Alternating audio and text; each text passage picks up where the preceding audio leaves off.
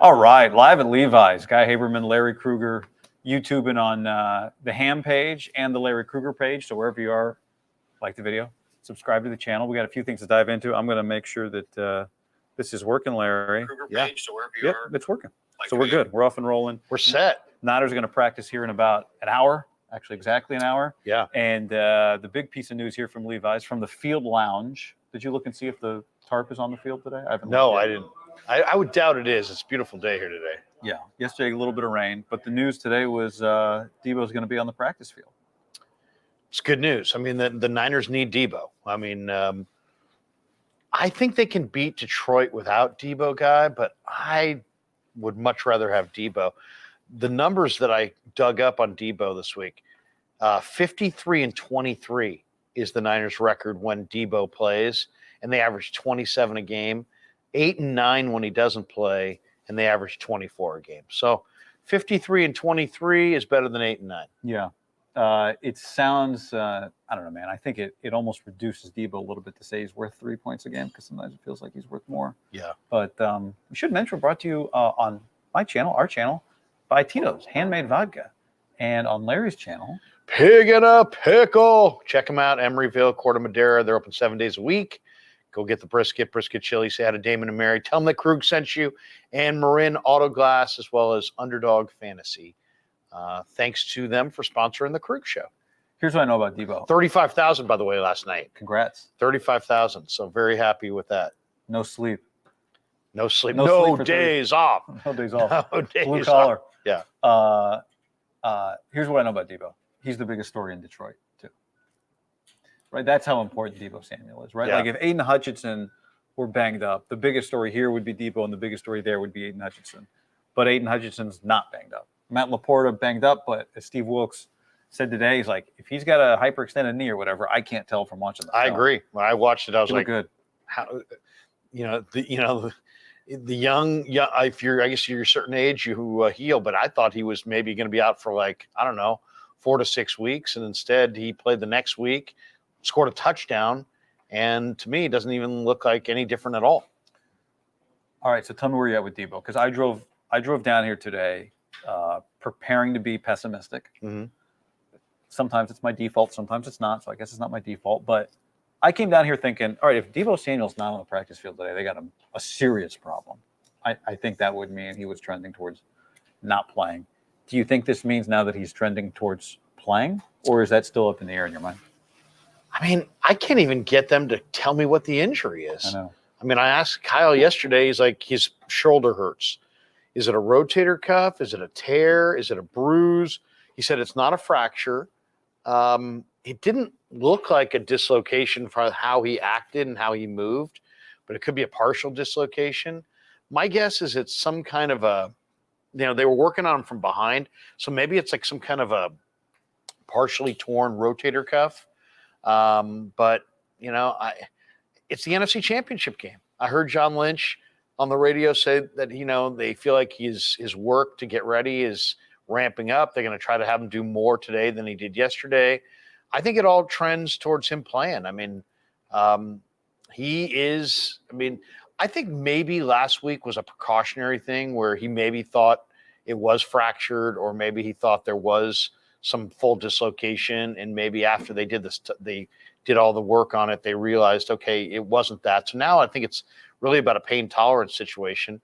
But Chauncey Gardner-Johnson's lurking, and he's going to hit him on that shoulder. So this is a body bag game, and this is going to be one of the most physical games of the year, I think, because I think these are two of the most physical teams in all of football.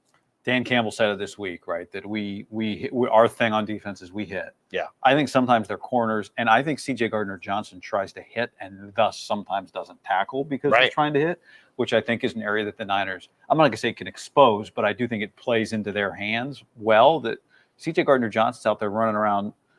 I don't know if you saw, go back and watch the Rams game, the first Puka Nacua touchdown. He's flying down the sideline. Mm-hmm. C.J. Gardner-Johnson tries to lay a body blow on him on the 2. Well, he misses, and Puka Nacua scores a touchdown. Instead of using his hands, getting him down, getting him out of bounds. He had a big hit later in that game. after like a 12-yard first down run carry. And CJ Gardner-Johnson was all fired up about the hit after they just gave up a first down run. So, like, I think on that side of the ball, I think in some ways it can benefit the 49ers because it's not a great secondary, as you've pointed out, at corner. And I think sometimes CJ, for a guy who's not as big as like your traditional hitters, tries to hit instead of tackle. Well, and Kirby Joseph does as well. You saw that big hit on Higbee, right on the knee. And, I mean, these guys remind me a lot of Goldson and Whitner from the Harbaugh years. I mean, these guys are thumpers. These guys want to deal out some pain. So, all I would say to the 49ers, because 49ers own the middle, they run across the middle of the field. The middle eight? Yeah, Kittle. No, the middle eight, the minutes, the last four and the next four. Well, yeah. The game. Yeah, but they also own the middle of the field. So Kittle, Juwan, Deebo, Ayuk, these guys run across the middle of the field like they freaking own it. And Kirby Joseph and CJ Gardner-Johnson are looking to blow guys up. So it's going to be physical. It's going to be a really physical game. If you're a 49er, hold two hands on that football, and because they are going to try to deliver the kind of hits that would separate you from the ball. On the other side, they really, what makes them physical, they run the ball really well. Yeah. Steve Wilkes said best running back combo they've faced this year. I think watching him, like David Montgomery, runs between the tackles. He's got 9 touchdowns between the tackles this year.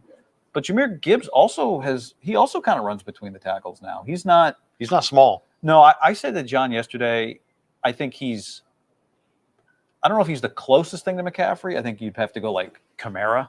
But in terms of the young guys, when you look at like breakaway runners, McCaffrey's number 1 in the league in breakaway runs on PFF. So that's the percentage of his runs that are 15 yards or more. Jahmyr Gibbs is 2. He's got like 14 fewer catches than Christian. He's a weapon in the pass game. And obviously use him less just relative to the run game because they go two-headed monster with Montgomery. Right. Which keeps those guys fresh. He's a star. He's an absolute star. From high school in Georgia, went to G-Tech, transferred to Bama, and he's a star. He's an absolute star. Georgia Tech had a good offense, too. They did, and they had him and Mason together at one point. But I think Jahmyr Gibbs is a star. I wanted the Niners to grab him badly in the draft because he was projected as like a mid-second round pick, and then John Dorsey and Brad Holmes, they took him in the teens, right? Something like that, I think. And he has like 12, 13. Yeah, I mean, and a lot of people were like, "Oh, it's a reach," but if you watch their war room in Detroit's war room, they erupted, and they erupted because they knew they were getting a star player, and I think Detroit right now is doing a great job of going after guys, and Jahmyr Gibbs is dynamic. He's a slasher. He's got what's the trait that stands out about Jahmyr Gibbs, Guy, is the instant acceleration. He's a 2-step full speed guy. So you better give him a wide berth and you better, corral him and break down in space because 2 steps and he's gone. He can take a 5-yard pass and make it an 85-yard gain. He's a spectacular receiver. He's a mismatch in the passing game and he's a force. So to me, this game, you can't let Jahmyr Gibbs have some 200-yard, 4-touchdown game and go home because he's that kind of a talent. Would you put him on your that I said like mega hit list of just like the most important people on the Lions offense? You have him ahead of Amon-Ra St. Brown, not counting the quarterback. I don't know. Maybe. No, I would put Amon-Ra number 1. Yeah. Amon-Ra is a true number 1 receiver. LA kid, modern day, disrespected. Went fourth round. Has been playing with a chip on his shoulder ever since. It takes a lot to be chip on the shoulder guy to SC, right? SC guys don't have a rep of being chip on the shoulder. I know. And this guy's not the biggest, not the fastest, not the anythingest, but you know what? He is a great receiver. And what's really apparent is you saw it in the Dallas game when Goff has to have a 4th down play, a 5-yard stop route, a 7-yard, curl. He these guys are in such I don't even know that they even call plays. It's like you just go out and, it's like I know and you know where you're going and go there. And it's like the Niner coverage is going to have to be plastered to him because otherwise they're going to have a hard time getting off the field because Goff is so accurate in the short range and the ball can come out and he's got good velocity on the ball. And then Amon-Ra can run a 7-yard in or out and just, all of a sudden turn around, stop, boom. and you could have coverage all draped all over him, and he's still going to make the catch. So Amon-Ra doesn't burn you down the field for big gains, but his footwork could make it a long day for Mooney Ward. What do you got? What's on your page? What's on your paper? Well, as far as I think the key matchup here, I mean, first of all, you got to pressure Goff in this game. Goff under pressure completes about 50% of his passes, 6 touchdowns, 9 picks. Goff in a clean pocket, 27 touchdowns, 3 picks, and he completes somewhere between 70 and 76%. So pressuring Goff is everything. I think the Niners have a major advantage here in that, Jonah Jackson's got the meniscus injury. He's not going to play. And they've got a backup named Coyote Awasika, who was, 29.2 Pro Football Focus grade, really low, the lowest grade on the Lions offensive line as far as pass protection. And I think he's going to draw Hargrave. And I think Hargrave, Armstead, Ragnow's a little dinged up as well. Hargrave and Armstead have to win inside. Greenlaw and Warner have to give them some A-gap pressures. And they have to pressure Goff in his face. Goff under pressure, 53%. Goff not under pressure, 70+. So, to me, that's the game right there. Yeah, and I think Brock's like 2 or 3% better than Goff under pressure. We'd have to number one quarterback in the NFL this year against pressure. Brock Purdy. Touchdowns. I think completion percentage too. Yeah. Dak was there for a while. Yeah. Dak was at the top of that list for a while. Number one quarterback against the blitz as well as Brock Purdy. Yeah. I'd have to look. I didn't look. I don't know if you looked. I could look real quick. Goff's blitz numbers are, I think, pretty fine, like relative to, but the percentage of pressures that turn into sacks for him versus for Brock. I mean, if we're comparing the two, I think obviously one major difference is Brock does just make some plays outside of the pocket, the touchdown throw to Kittle being one. Right. Goff's taller and his arm is stronger, which I think gives him an advantage. I was thinking about this last night. I think we talk about quarterback size all the time, obviously. We don't really talk about why it matters other than like injury prevention or running the ball the way Josh Allen does. But I think watching the Rams game, the Packer game, one spot where it shows up is when a guy is flat, and you tell me, I mean, you've watched a lot of this film, all of it. When a guy's flat-footed, all of a sudden height and arm strength come into play when there's pressure in his face. Because now he's getting bumped, right? Like he threw a couple balls Brock did that I thought were slip throws, like the ball slipped.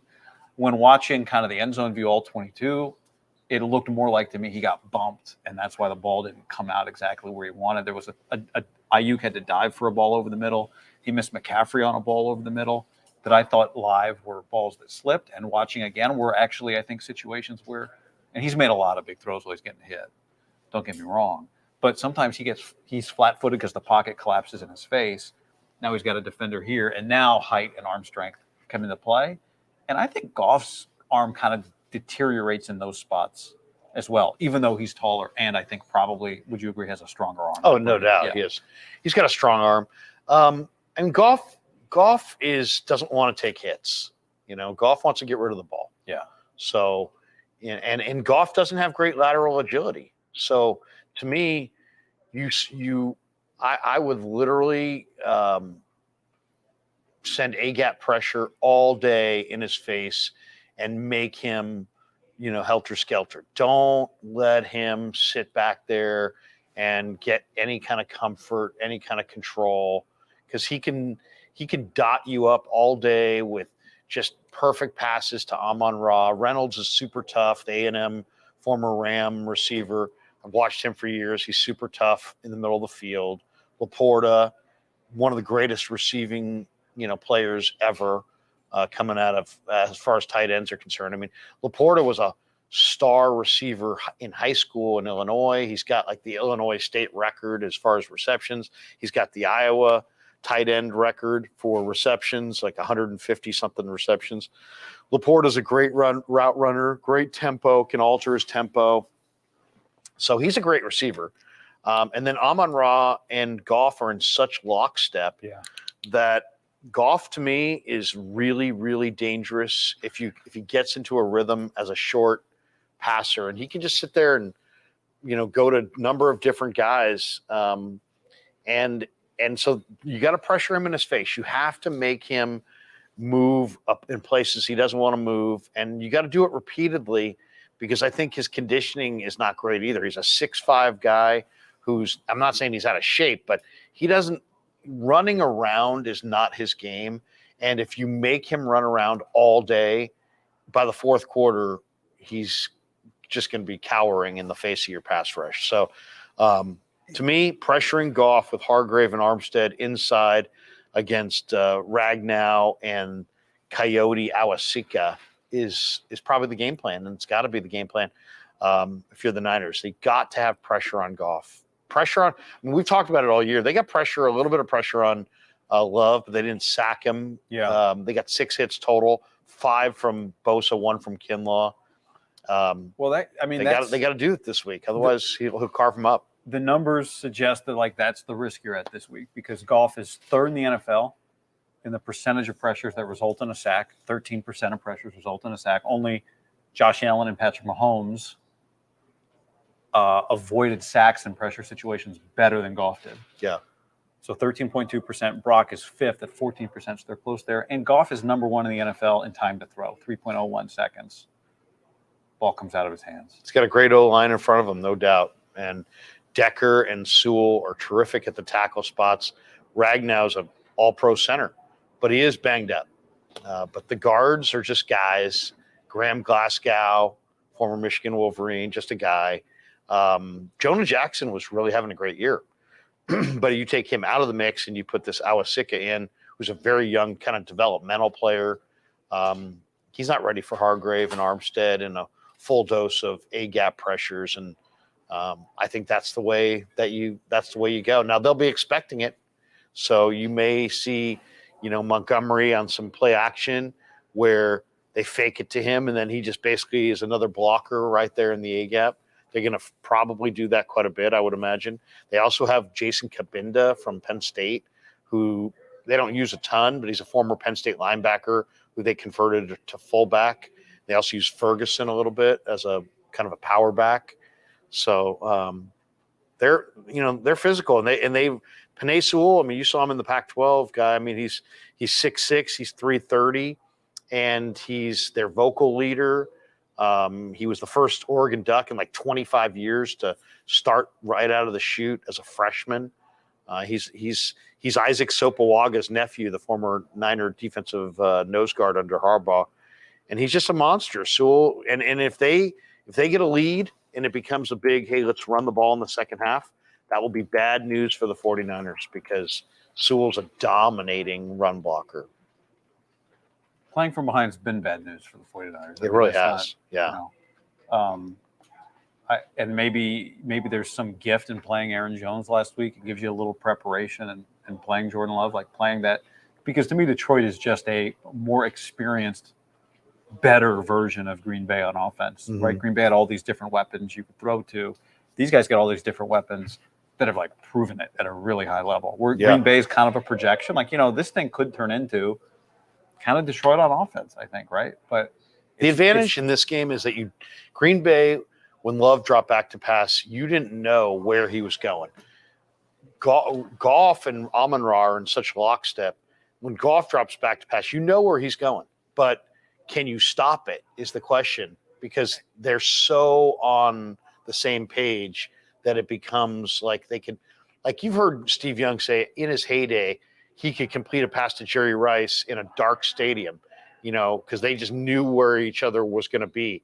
Well, Goff has that rhythm and that connection and those reps with Amon-Ra. So it's going to be hard to stop.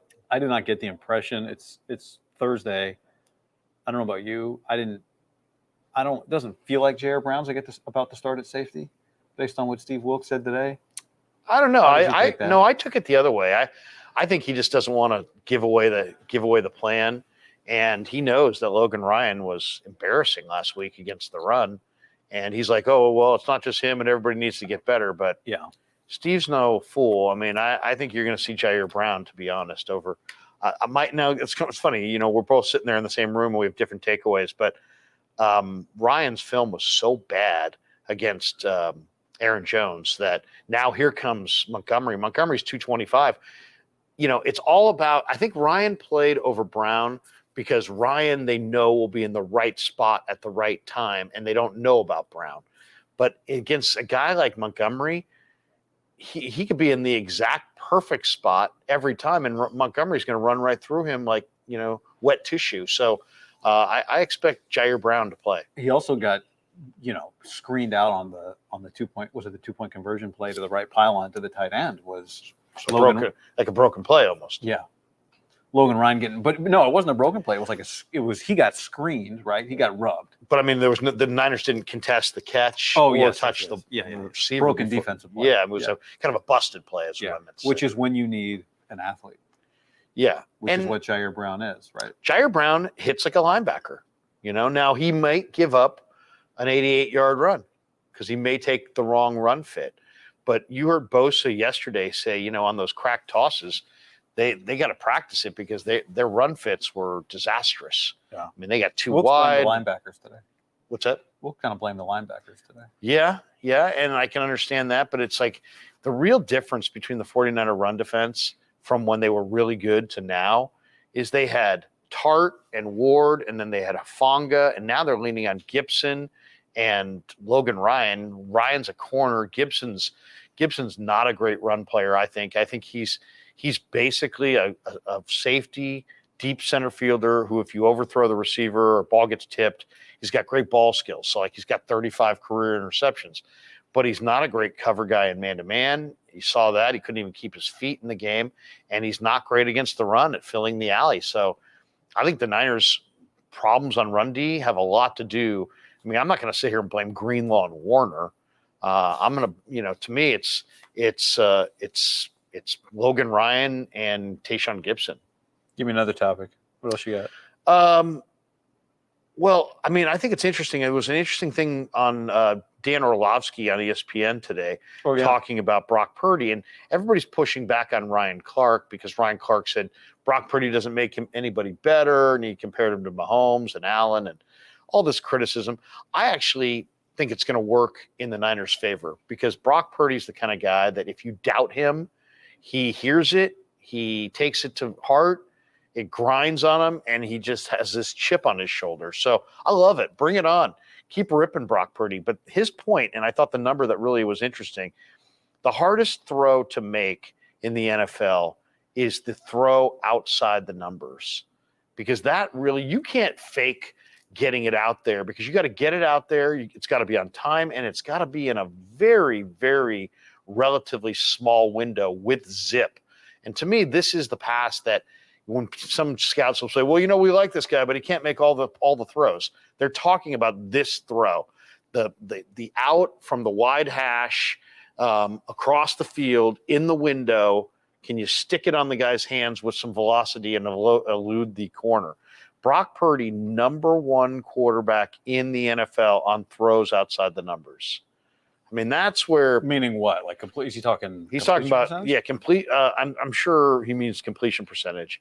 Completion percentage on throws outside the numbers. Brock Purdy, number one in the NFL. So, and he's been that way all year. I mean, he was. This was a stat I looked at halfway through the year, and he was number one halfway through the year. So, so the people who said he was dink and dunk are wrong, and the people who think that he doesn't have enough arm strength, are enough. But I mean, like, he's got plenty. He's got enough arm strength. Is it the best arm strength of all time? Maybe not. Right. But there are situations he'll be in where his arm is not strong enough. Right. And so part of his thing with, part of why his brain matters, his anticipation matters, his guts matter, is because he has to use those things to help get the ball to where it needs to be.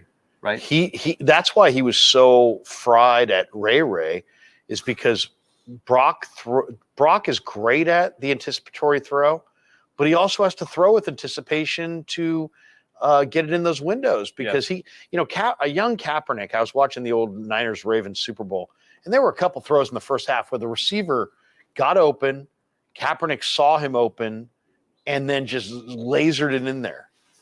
And one of them in the second half almost went for a pick six. Jimmy Smith almost jumped it.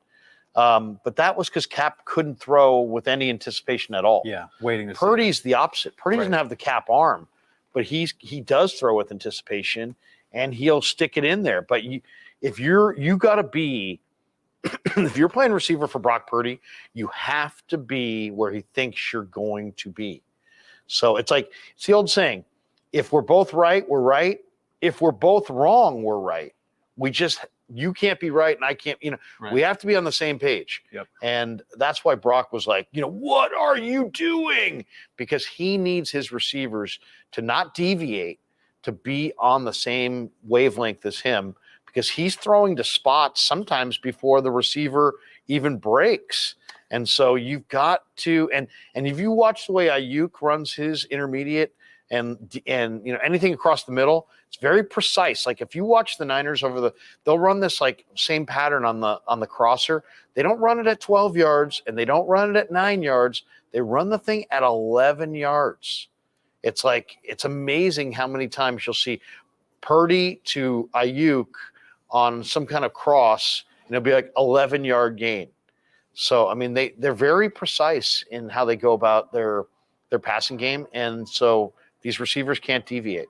We weren't planning to do look at a few throws, and hopefully we're in Levi Stadium, the stadium Wi-Fi. You guys watching the stream will be able to see these. But Larry, I have these. I ended up not using them this week. Yeah. So a couple throws from the Packer game. One is Brock. One is Love. This is first. I went to something you just said. You're talking about precision.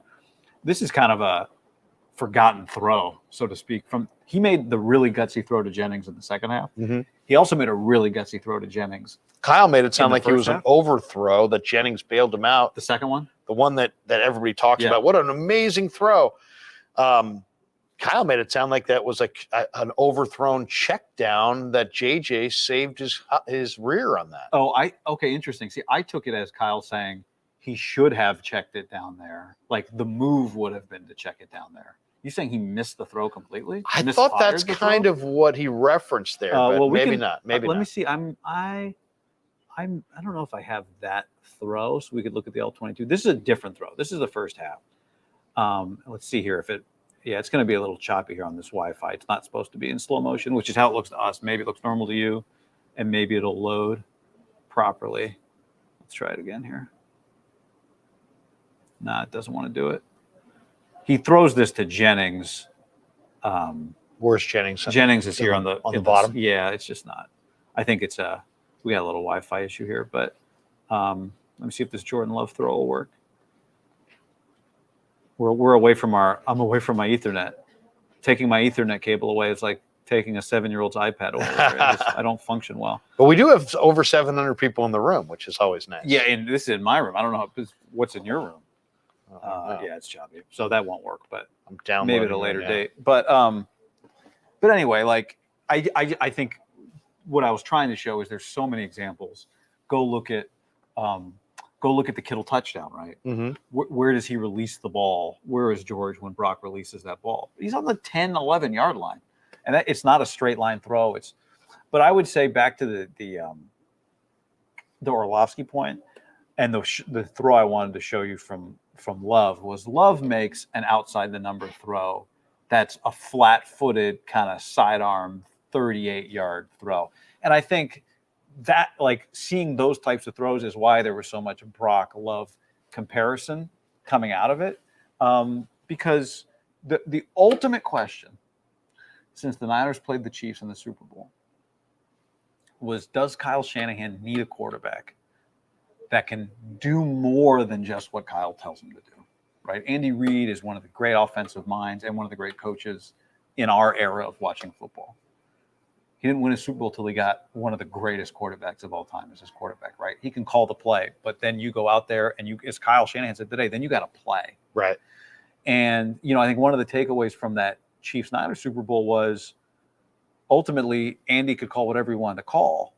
Patrick Mahomes had to make a play. So as good as Kyle is, he doesn't get to step onto the field and make the plays. And I think time showed, and this is why they went and got he realized it. This is why they went and got Trey Lance, was they realized we got to have somebody out there that can help us. It can't just be I tell you what to do, and as long as you do exactly what I say, it's going to work. Like you're going to have to ad-lib. You're going to have to make plays. The off schedule. I mean, exactly. The late in the down thrower. You're going to have to be able to create space. What we're really talking about is move, and also movement ability. And movement. You've got to have some movement ability in the pocket to extend plays. Mahomes is not a runner, but he'll bust you for like one run. Yeah. But it's his movement within the pocket that's so impressive. So I think when you see those are raw skills that like they thought Trey Lance was going to have. That's why they drafted him. It didn't mean Trey Lance was better than Brock. And I think it's where people saw with Love is like, man, Love makes some throws that they don't just bail a coach out. They can bail himself out, right? If he's late to a read. Right. The interception. The one that stuck out to me, and this one was the ball that he completed to Romeo Dobbs at the 5, and it was a late in the down throw. And he moved, and he just stuck it right in there. It was a beautiful throw, but it wasn't, I'm sure it wasn't his first, second, or third read. Well, I think like the interception that Brock threw, the first interception he threw against the Ravens is a good example. Mm-hmm. That was a decision mistake by Purdy, right? He didn't see the right coverage. Didn't see the right Hamilton. Coverage. Had the wrong play. Got a little greedy. Ball placement was a little too in the middle of the field. Should have been a little bit closer. Well, it was. If you go watch, didn't take account of Hamilton. But even with Hamilton being there, Larry, if you go watch the all-22 of that play, it's different than most Brock throws because he doesn't throw it till it's open. Mm-hmm. It's actually a touchdown if he throws it early, like he normally does. Like that ball's gonna get to Deebo before Hamilton gets there, but he threw it late. And with somebody else's arm, that still might be a touchdown. Yeah, like that's what we're talking about here with Brock. I think it doesn't mean Brock can't be the most efficient thrower outside the numbers. It doesn't mean he can't be a Super Bowl winning quarterback. It just means on that play, he can't bail himself out. His shoulder cannot bail out his head. And the good news is he's got a great head. Right. He's got a good dome. He processes what he sees. But, he can't just laser it in there at anything. But what he does also have is he has escapability. Yeah. So, to me, when he runs out of the pocket and starts directing traffic, I think he can be deadly. I think we saw it against Jacksonville. We saw it against the Commanders on the touchdown to Ayuk. That's where Brock, I think, can be really good. And credit the Ravens. The Ravens have not just they had a great plan. They also attacked the Niners off the edges in the condensed formations. So they came with corner blitzes, and because of the condensed formations, those corners didn't have very far to run. It's always scary when you blitz a quarterback with corners from an offensive perspective because they can get home faster than a defensive lineman can because they're smaller, faster guys. And that's what they did. They sped up Brock, and then look what they do. They have Geno Stone's got 4 picks. Hamilton's got 4 or 5 picks. Queen and Roquan. I mean, you're talking about a team that has 4 really elite middle-of-the-field defenders, and they just clouded the boxes. And, offensive football is about creating space. Defensive football is about closing that space down. The Ravens did an incredible job of just closing down the space and putting a lot of people in those windows, getting their hands on footballs and making plays. They anticipated what windows he was going to throw in. They crowded those windows with lots of bodies and really good players in that regard, I should say. And they got 5 turnovers in the day.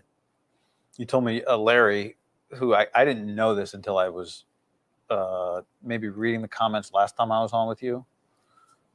People think you're pessimistic all the time. You're very negative. You worry. Yeah. You worry. People think you worry. Well, yeah. Well, I mean, because my whole thing was I did quality control, so it's like my whole thing was like, go do a statistical breakdown of the other team and figure out how they can beat us, so we can then figure out how to counter.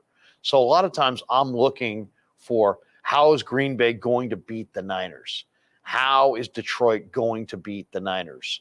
And so I'm much more apt and skilled at identifying the frailties of our plan than than sitting there going, And I never bought. I mean, the Cowboys had a lot of self-inflicted stuff, but Green Bay also came in loose, and Love was playing great, and all those weapons that he has, like in my opinion, Kraft and Musgrave are both going to be Pro Bowl caliber tight ends before it's all said and done. That's a problem, though. I like Dobbs. I like Jaden Reed. I like Christian Watson. I like Bo Melton. I like Dontavion Wicks. They're all good young receivers, and Wicks was like really, really hot. So So they have just a bevy of receivers. The number 2 pass block win rate O-line in the league. Detroit, by comparison, is 14th. So I thought the Niners were going to have a hard time getting pressure on Love. Love's got an incredible rhythm. He's got all these young players that are so damn young that they don't even realize where they're at. And that was scary. And I just kind of wanted to paint the picture for Niner fans, because a lot of people were going, oh, the Niners are going to beat the Packers by 4 touchdowns. And I'm like, dude, no, it's not happening that way. It's not going to be that way. And this week I actually feel better about their chances of beating the Lions, because I think that the Lions have some real issues that they're going to struggle with. Inside pass protection, a quarterback that's not that mobile, and a 49er team that's going to be really keyed into playing a great game, because they didn't play a great game last week. So I think Brock plays better, and I think the Niners play better. Isn't it funny, like all the talk about sacking the quarterback for the Niners, and I'm looking at the Aiden Hutchinson numbers and the pressures and the hits last week, 3 sacks in the postseason. Yeah. And he's been really disruptive. So 8 in the last 4 games for him. Well, I'm not about to knock him, but it just is an example of like looking at some of the stats. It's like one of the 3 sacks was unblocked last week against Baker, and the week before, another one of the sacks was Stafford fell down, right? He was just laying there, and Hutchinson went and touched him. Now he does create all these other pressures, but his greatest thing in my mind, Guy, is he plays unbelievably hard. Yeah. And you can tell that he is the standard setter on that line. And because he plays that hard, the other guys on that line now play to his standard. I watched them early in the year. They didn't play this hard up front. Now they're playing really hard up front. I asked a Niner yesterday, offensive player in the locker room, about the defense. He pointed out 32, the nickelback from Alabama. Brian Branch. Who's like a veteran. I mean, that's the other thing that's really scary about this team is their young guys play like veterans. So, yeah, Brian Branch is enormously strong. He's the best nickelback in the game. He was a blue-chip player in high school. Then he was a blue-chip player at Bama. And he's a second-round pick here. But he's great. And he's strong and he's smart. Yeah, Brian Branch is a problem. The other thing I was thinking about driving over is like the quest for 6. The year, what year is this? 2024. So like, what, 2057? Mm-hmm. We're as far away from 2057 as we are from the Niners' last Super Bowl win or something like that. Wow. And I think what, it's 1994, funny, January of 95. My math might be a little off right there, but it's about right. 30 years. 2054, I guess. But like, I think people, I don't know, maybe I'm wrong. It feels to me like there's some sense of not impending victory every year. Niners fans have gotten pretty used to some just absolute gut punch, right? This is the franchise of like champions. And lately, it's been the franchise of almost finding a way, almost winning the game, almost winning the Super Bowl, almost going to another NFC championship, almost finding the quarterback, almost having the coach that'll stay for a decade or whatever. And I think they got that coach, and they got a lot of the good players.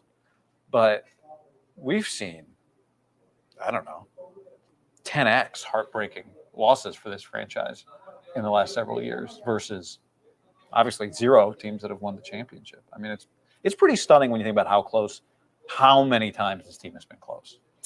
I mean, the closest in my mind was the Ravens game in the Super Bowl. They were first and goal from the 7 with like 2 minutes and 20 seconds to play when Frank Gore had that run down to the 7-yard line. And they had a Ravens defense that was huffing and puffing and absolutely done. They couldn't stay with Kaepernick. They couldn't stay with Gore. Well, what happened? The 2-minute warning, and then Harbaugh couldn't get a play called on time. They had to call a timeout. So he gave them 2 stoppages. And they took off their helmets and toweled off and rallied the troops, and old man Ray Lewis and old man Bernard Pollard and old man Ed Reed. And then Kaepernick kind of bailed him, and Harbaugh bailed him out by running LaMichael James and not Gore on first and goal. Then Kaepernick bailed him out. He could have run in or to the 1 or 2 on second down. He just drifted right. He had all this lane in front of him to run, and he just threw a rocket off of Crabtree's pads. Now you're at that was second and goal. So then you're at basically have 2 more plays, and you go fades to Crabtree. I mean, come on. I mean, it was just Frank Gore doesn't touch the ball one time. You got the greatest running quarterback of his era standing right there. You don't run the quarterback. I mean, Harbaugh blew that. He blew that. Absolutely. I mean, he lost his composure. He didn't go to the right guys. He didn't call the right plays. I mean, they blew the Ravens Super Bowl. They should have won that game. Absolutely, no doubt in my mind. Now, the Miami thing, in Miami against Kansas City was an offensive juggernaut. And I thought Kyle may have blown that in the first half by not being more aggressive in the first half. But ultimately, if that game had gone 10 more minutes, the Niners would have lost by more. And I don't blame the Niners on the Ram loss either. I mean, yeah, everybody talks about Jaquiski Tart, but you know what? The 49ers had 2 full offensive possessions where they didn't make a single first down after that. So the Niner offensive line got whipped by the Ram defensive line when the money was on the table in that one. And I'm a little fried that, Deebo, who was the MVP of the game, in the Super Bowl, didn't touch it, only touched it twice in the Super Bowl, and then didn't touch it in the second half of the Super Bowl, then didn't touch it for the final 13 minutes against the Rams. So when the Rams had the game on the line, it was Stafford to Kupp. And if the 49ers are going to win the Super Bowl this year, they're going to have to get McCaffrey, Deebo, Kittle, Ayuk. Those 4 guys have to touch the ball. It's nice that you went to Chris Conley. It's nice that they, might utilize somebody else. Well, Jennings has been pretty. Jennings is pretty nice, but I mean, you have star players that you need to get the ball to, and if they can get the ball to them, I feel good about their chances of winning it all. Oh, let's see. Practice in about 15 minutes or so. Anything else you want to? I'm sure there's more stuff to talk about. There's all kinds of things we could talk about. I'll say there's 3 guys I really want to see play this week. I want to see Jair Brown play over Logan Ryan at safety. I want to see Javon Kinlaw play over Sebastian Joseph Day at defensive tackle. Now, they rotate guys, so they're both going to play. But I want to see Kinlaw play more than Sebastian Joseph Day. He made some plays last week. He did. He actually got a hit on the quarterback, and I think Kinlaw is getting better. And then Feliciano. I want to see Feliciano over Burford at right guard. He was in there for the McCaffrey touchdown run. Feliciano was. Yeah. I like Burford too as a prospect. He's smart and he's the prototype physically. But Feliciano has been there, done it. He's way more trustworthy at this point. Unless there's some physical issue that I'm unaware of, I got to see Feliciano. Pretty odd to have a 2-year rotation at guard. It is odd. Last year with him and Brunskill, this year with Burford and Feliciano. I'll say this too. I mean, Burford, how many 4th-round, draft pick guards play as rookies? Not too many. Yeah. I mean, he's, I like Burford a lot. I would have played him more over Brunskill because I think Brunskill's more stopgap. But John Feliciano has started in the NFL for years. He started all of last year. So I think I would ride with Feliciano. But to me, the big one is Jair Brown. Jair Brown will strike you in the run game. David Montgomery is not going to go down with an ankle tackle. Logan Ryan is not going to step up and hit him hard. Jair Brown is going to step into that hole and hit him hard and can get him. Jair Brown can stonewall a guy like Montgomery and make a solo tackle. Ryan cannot. And so I know they're nervous about Brown. He's a rookie. He hasn't played in a few weeks. A month. Yeah. Get him out there, though. Get him out there. There's nothing that I know there's some, you don't love to rotate safeties. You don't have to do it, but you do it sometimes. Yeah. I mean, the drawback would be, a guy rotates out on the 3rd series, and then he's back in the game later when something happens that if he'd been in there on the 3rd series, he would have recognized the look. And I mean, maybe you put him in a disadvantageous situation, but the fact that they never put him on the field at all. Yeah, I mean, they were like, hey, you know what? They hedged, they got conservative. Not a lot of possessions in that game either. No, you got to the second half, each defense had only been on the field for 3 possessions. And also, I think they looked at Green Bay and said, you know what? They're going to throw it to the back. They're going to throw it to these receivers. They're going to throw it to these tight ends. Where Detroit's more of a run team. My plan on this game would be play Jair Brown in the first half, Play Jair Brown till you're in a spot where the Lions have to pass. And then if you're really concerned about coverage, then put Logan Ryan in as a coverage guy in the second half, because he's a former corner and he will be in the right space and the right time coverage wise. He's probably a little bit more trustworthy, but I'm taking away their run early with Jair Brown. You need that extra backer. He's basically hits like a linebacker. And if Gibson gave you that, then maybe you wouldn't need that. But Gibson doesn't give you that. So to me, I got to have Jair Brown on the field. Otherwise, I question their ability to stop Montgomery. A few people have asked where we are exactly, so I'm going to turn it around and show them. While you answer this question, the super chat from Charlie, can I get Krug's thoughts on Harbaugh's NFL return? I said yesterday, John and I were streaming when it happened. I said, history tells us he's in the Super Bowl within the next 3 years. The AFC, I mean, the quarterbacks are already ridiculous, and now you got a guy who gets the most out of quarterbacks. So, what do you think? What's your take? I mean, okay, I brought up when I was at Sac State, I took a public speaking class, right? And I would, as soon really as paid off. Well, thank you. As soon as anybody sucked, I would be like, I'll go next, right? And that's what Jim Harbaugh does. Mike Singletary was horrible. Harbaugh's like, I'll go next. I'll take the Niner gig. They got talent. They got McLuhan stocked the shelves. Yeah. And Singletary can't coach his way out of a paper bag. I'll coach that team. And that's what he's doing here. Telesco did a really nice job as a general manager. The Raiders got a really good young general manager in Tom Telesco. Derwin James, Bosa, this last draft, Deion Henley, the SC edge guy, the TCU return guy, Rashawn Slater. I mean, Telesco has packed that roster with good players, but Brandon Staley's a horrible coach. And there's not a very disciplined team. And I just think that Harbaugh looked at Chargers and said, wait a second, tons of talent, poorly coached, I'll go there. So I think Harbaugh's what's that? Just Herbert. Herbert yeah, alone. and then of course Herbert. Yeah, Herbert and the receivers, and they just got a lot of weapons there. They got a lot of talent on both sides of the ball. So I think Harbaugh. It'll be interesting to see who's the general manager. It'll be interesting to see who the coordinators are. Is it Greg Roman?